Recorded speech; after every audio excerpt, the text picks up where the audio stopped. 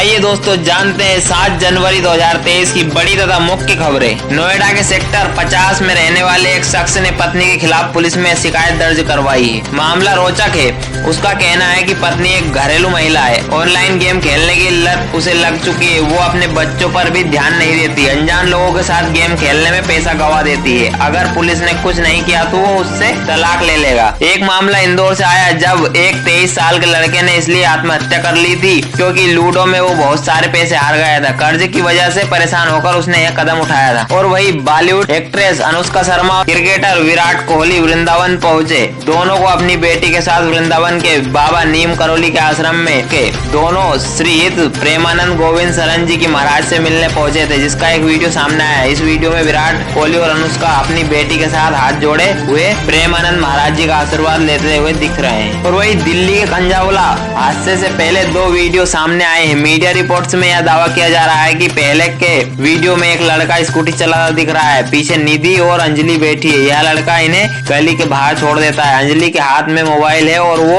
कुछ देर लड़के से बात भी करती है। उधर पुलिस के हवाले से शुक्रवार को मीडिया रिपोर्ट्स में कहा गया कि अंजलि को घसीटने के दौरान कार में 5 नहीं 4 आरोपी मौजूद थे। दीपक नाम का आरोपी घर में था, लेकिन उसने शुरुआती जाँच में पुलिस को बताया कि कार वह चला रहा था। पुलिस के मुताबिक कार चलाने वाले आरोपी का नाम अमित है और उसके पास ड्राइविंग लाइसेंस नहीं है। गाड़ी से अंजलि का एक्सीडेंट होता है। इसके बाद वह अपने दोस्त दीपक के पास पहुंचकर सारी घटना बताता है। लाइसेंस न होने की बात सुनकर दीपक गाड़ी चलाने की जिम्मेदारी अपने ऊपर ले लेता है। इस बीच दिल्ली पुलिस हादसे की चश्मदीद निधि से आज पूछताछ कर रही है। उसे सुबह घर से हेडक्वार्टर ले जाया गया। वही दिल्ली के तिहाड़, रोहिणी और मंडोली जेल में छापेमारी कार्रवाई की गई। इस दौरान 117 मोबाइल बरामद किए गए। इसके बाद कारागार विभाग ने मंडोली जिले के 5 अधिकारियों को सस्पेंड कर दिया। डीजी जेल संजय बेनीवाल पहले ही साफ कर चुके हैं कि जेल में इस तरह की गतिविधियां पाए जाने पर न सिर्फ कैदी बल्कि संबंधित जेल अधिकारियों के खिलाफ भी कार्रवाई की जाएगी। वही जोशीमठ में डोर टू डोर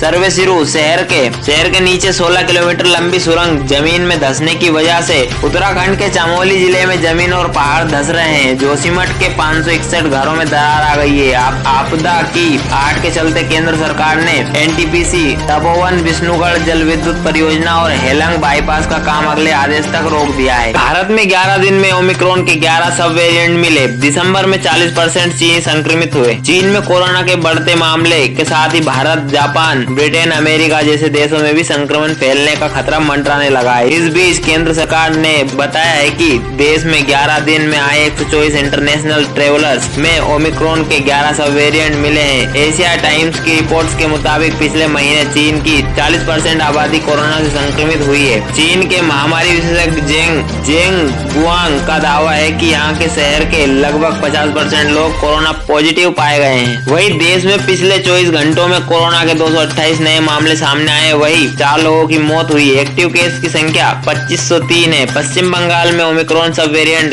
BF7 के 4 नए केस मिले हैं। यहाँ लोग हाल ही में अमेरिका से लौटे थे। वही जापान में भी कोरोना बेकाबू हो गया है। यहाँ गुरुवार को 2,26,000 से ज्यादा मामले सामने आए। राजधानी टोक्यो में भी 20,735 मामले सामने आए। पूरे देश में 334 मौतें हुई। कोरोना वर्ल्ड मीटर के मुताबिक दुनिया में अब तक 66 करोड़ 68 लाख मामले सामने आ चुके हैं। और वही 17 देशों ने लगाए चीन के यात्रियों पर प्रतिबंध। देश में ठंड का सितम जारी है। आलम यह है कि 50 डिग्री तक का तापमान सहन करने वाला राजस्थान -6 डिग्री तापमान से ठिठुर रहा है। राज्य के माउंट आबू में पारा -6 डिग्री पर पहुंच गया है। इधर एमपी के स्कूलों में छुट्टी कर दी गई है। शिमला, नैनीताल से ज्यादा सर्दी दिल्ली में पड़ रही है। राष्ट्रीय राजधानी में आज तापमान 1.8 डिग्री सेल्सियस दर्ज किया गया है। घने कोहरे के कारण सुबह विजिबिलिटी घटकर 50 मीटर तक रह गई है। वही उत्तर प्रदेश में कड़ाके की सर्दी ने लोगों का जीना मुहाल हो गया है। कानपुर में रात का तापमान 3 डिग्री सेल्सियस पर पहुंच गया है। मौसम विभाग ने शुक्रवार के लिए भी डार्क येलो अलर्ट जारी किया है। वही केंद्र सरकार ने लश्कर तैयबा के संगठन TRF को आतंकी संगठन घोषित कर बैन भी लगा दिया है। यह संगठन जम्मू कश्मीर में कई टारगेट किलिंग में शामिल रहा। गृह मंत्रालय ने गुरुवार देर रात TRF पर प्रतिबंध लगाने का नोटिफिकेशन जारी किया किया है। आतंकियों के निशाने पर है गैर मुस्लिम और बीजेपी कार्यकर्ता